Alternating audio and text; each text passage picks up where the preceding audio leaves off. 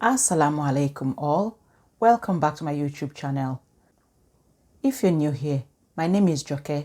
Thank you very much for stopping by. If you've been here before, thank you very much for also stopping by. I appreciate it whenever you come back, every time I post a new video. I decided to start posting some societal issues, general life issues, but, bringing the Islamic point of view into it as much as I can. And I hope this is something you can relate with and something you can find value in. If you have any points to raise to me, even if it's a disagreement, please leave it in the comment section below, because I'd love to be able to have a conversation about whatever topic I post on here with you. Thank you very much. So let's get into today's video. As you can see from the title, we're going to be talking about death today. This is a topic that a lot of people shy away from.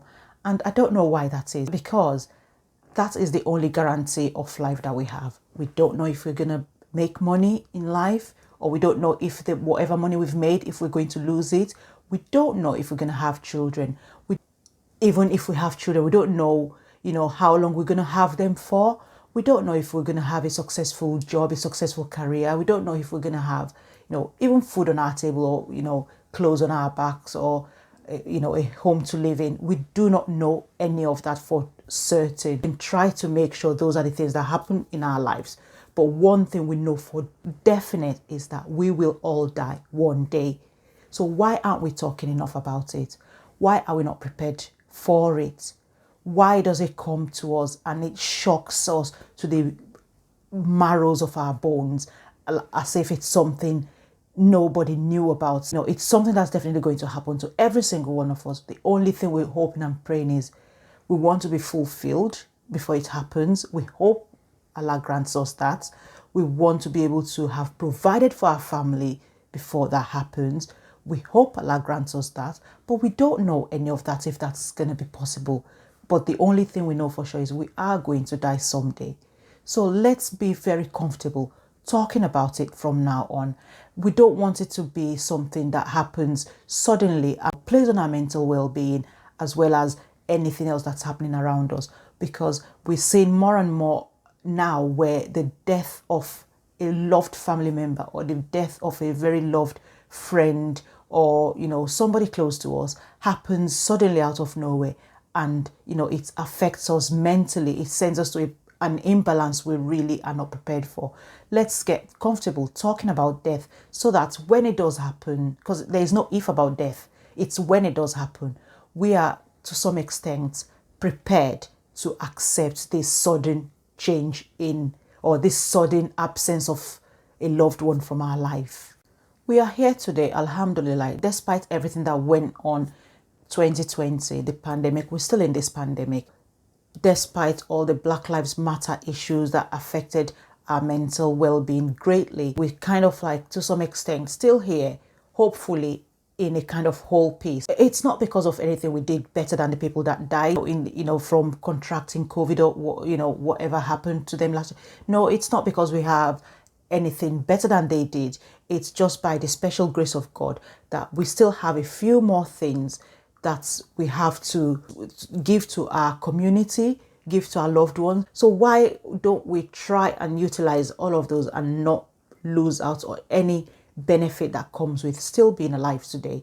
It's something to be celebrated, something to be happy about. The death of a loved one, no matter how old or how young they were at the time of their death, affects each and every person differently.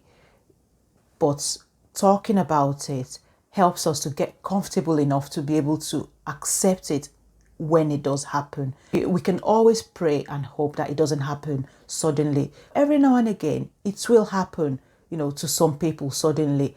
And it's something that's always at the back of my mind. I always pray that, please, Allah, give me the fortitude to be able to move on from something like that. Or even if it's family members having to go through that sort of thing, if it was me, give them the fortitude to bear the loss and be able to, however they can, move on. Because there's nothing worse than having to experience the death of somebody you love and not knowing how to move forward from that loss.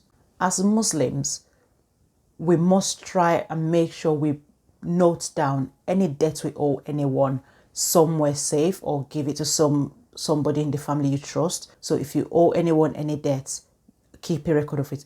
If anyone owes you any debt, keep a record of it. And if you then die before you clear that debt, your family members would be able to, or some trusted person, if you don't have family around, will be able to go to that documentation you have and clear your debt. Because there's nothing worse than a Muslim dying without clearing their debts. It's unacceptable for Muslims. And also, it is good practice as somebody, if you owe somebody money and they die, let that family member know about it.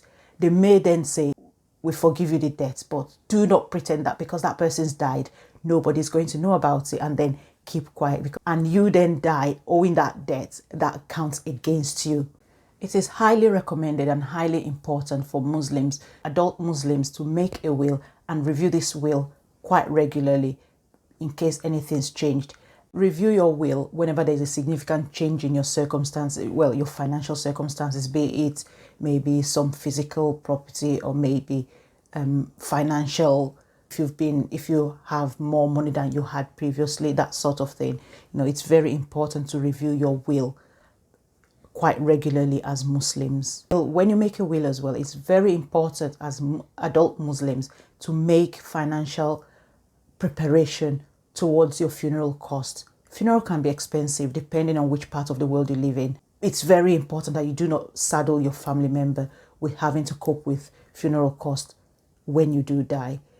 Islam frowns on extravagant funeral costs. I mean, Muslims don't even get buried in a coffin anyway, so that sort of thing is frowned upon in Islam. One of the reasons why it's important that you clear your debts is because if you die and you owe debts, the Muslim individual may not admitted into paradise, and we all want to go to Jannah one day. May Allah accept it for us. No matter how much good deed that deceased person may have done in their lifetime, the fact that they owe some debt may hinder them from going into Jannah. We definitely do not want that to be something that affects our path to Jannah. Remember, if you enjoyed this video today, give me a thumbs up and leave me a comment. I'd like to hear your thoughts about this topic I've talked about.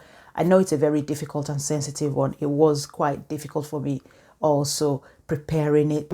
As a Muslim, I was raised to always have death at the back of my mind. It's something that could happen to any one of us at any time. So be prepared for it to happen. So give me that like button if you enjoyed this content today. Leave me a comment below. Subscribe to my channel. Click on the notification bell. Subscription is free and it helps me grow. And also do me a favor and share this video with somebody who you think needs to know about it, but you don't know how to put it across to them. At least you're not the one telling them. You're forwarding them a video that you know would benefit them. I hope this video has given you pause to think about certain important things in your life, and I hope I'll see you in my next video. Thank you. Bye-bye.